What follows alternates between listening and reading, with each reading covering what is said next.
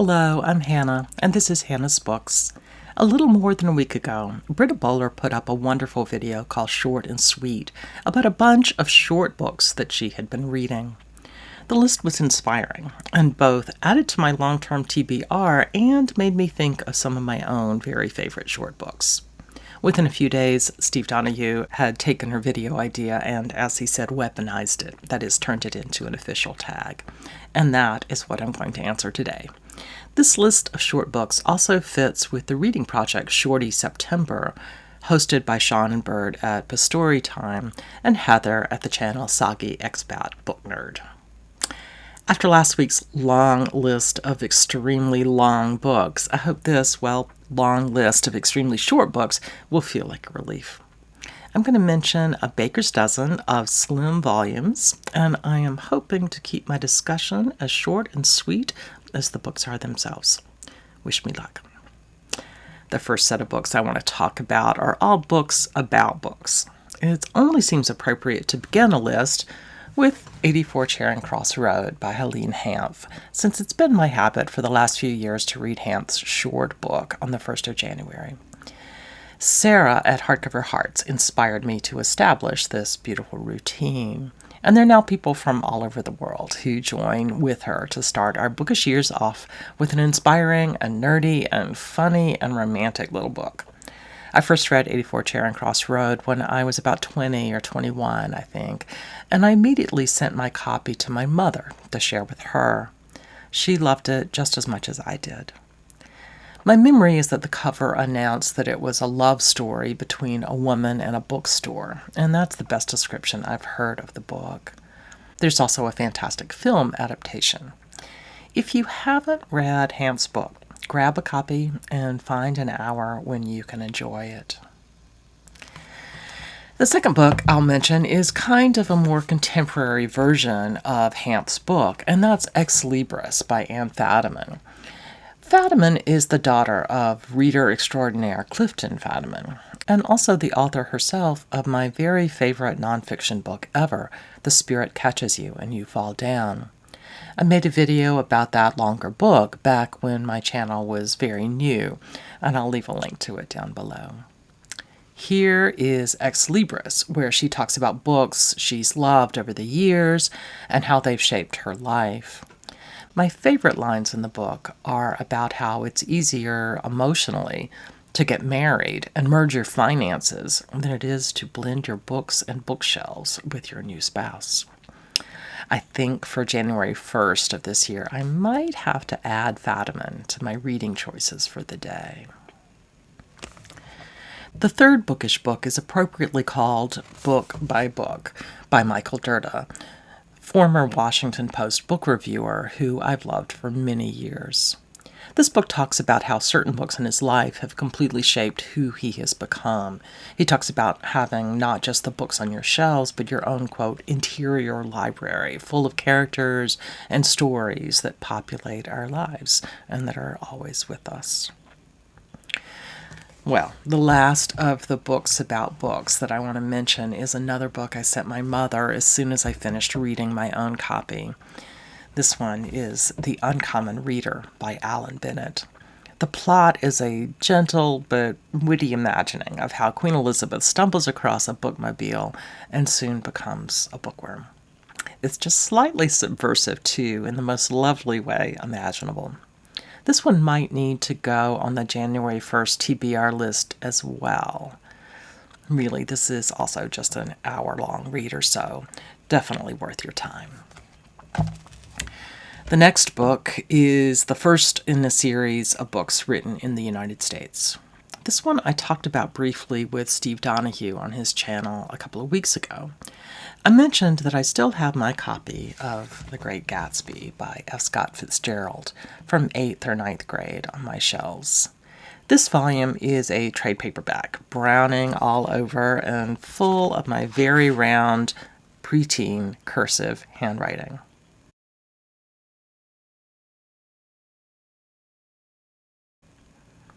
The notes are quite amusing as well, and add so much to every rereading.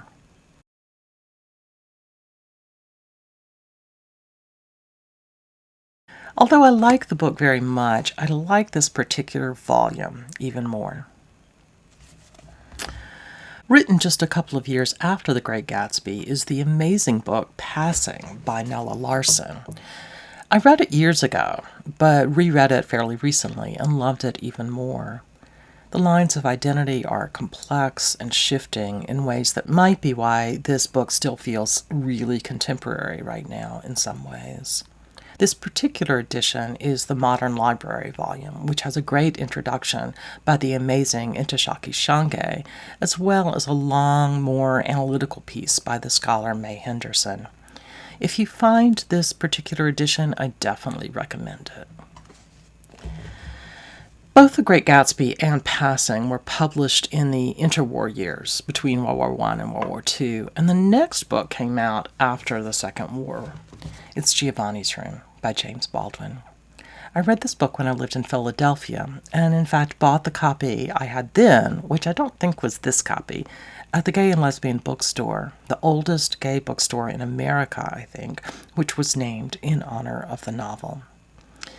James Baldwin's reputation has gotten even larger, if anything, since the time when I picked up the book back in the early 1990s. It's been quite a while since I've read it, and its consideration of conventional morality really fits with some books I've been either reading or thinking about lately, where characters have to make choices between their own desires and what their societies have told them is right. Giovanni's Room is ripe for a rereading too, I think. The next short book on my list is also an American novel published after World War II. But this book is about a decade older than James Baldwin's novel. It's Member of the Wedding by Carson McCullers, a book I've talked about a surprising amount on BookTube. Like Passing and Giovanni's Room, it's a book about the porousness of boundaries we sometimes think are stable and fixed, or that society tells us are stable and fixed. I do really like this short novel, and I have since I was a young reader. But I think I like teaching it more than I like reading it.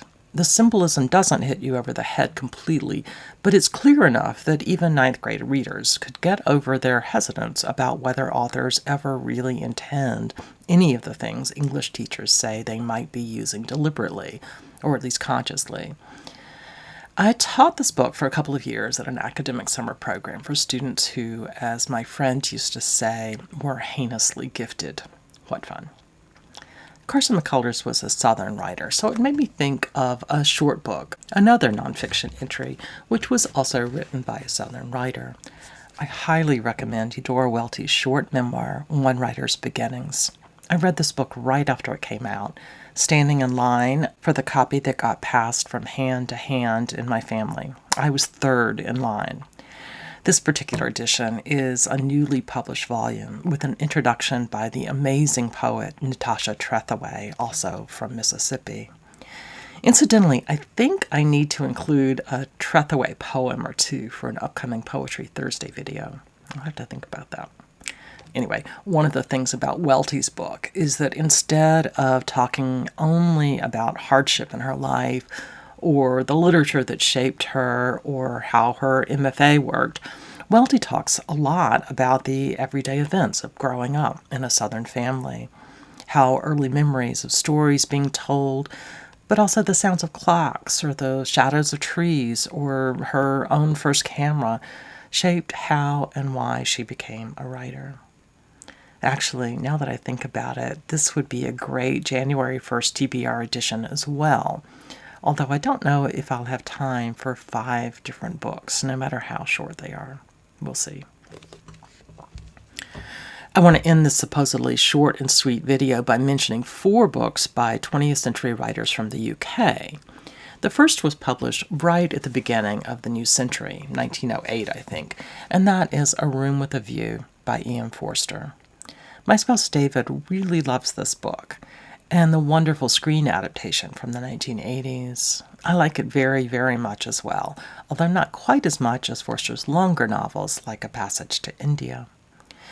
You know, every time I talk about books and authors I've loved for many years but not necessarily reread recently, it makes me want to break out the copies again.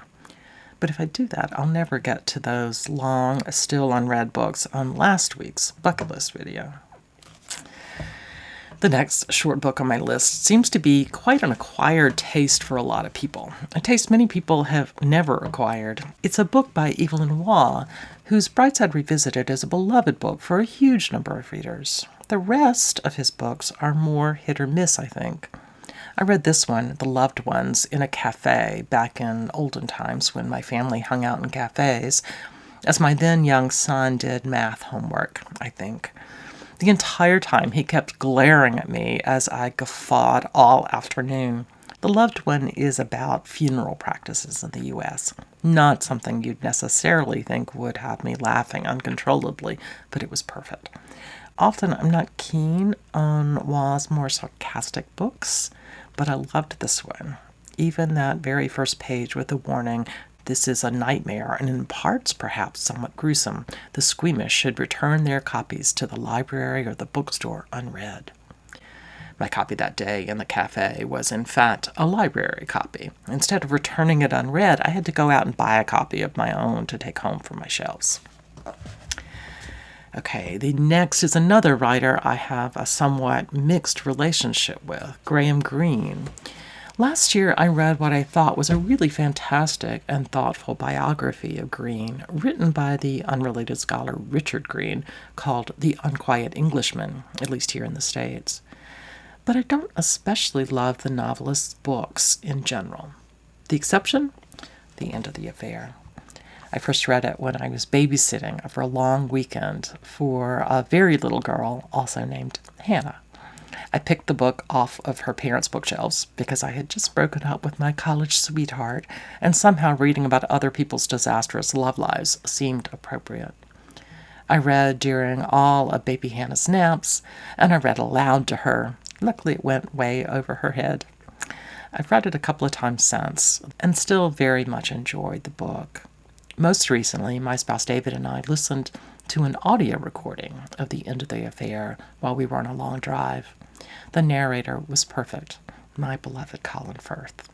If you can tolerate audiobooks at all, this is a great one to listen to. Okay, the final volume on my Baker's Dozen is The Matisse Stories by A.S. Byatt. I want to finish my discussion with this book because I really adore both A.S. Byatt as a writer and Matisse as an artist. Each of these 3 stories in this collection is an account of a character in relationship in some way with one of Matisse's paintings. But fundamentally, this really isn't a book that has much to say about Matisse. Instead, we get a book about looking, about what it means to use words to talk about images, to use language to talk about what is in our visual imaginations. And mostly we get character studies that tell us about things that have nothing to do with art, but are somehow illuminated by it. The pompousness of critics, for example, or mental health concerns, aging, fear, etc. A lovely little collection, without the power I feel in her longer works, but still just lovely. Well, that will do it for today. So much for a short and sweet video, huh? Thanks for sticking around. See you soon here on Hannah's Books.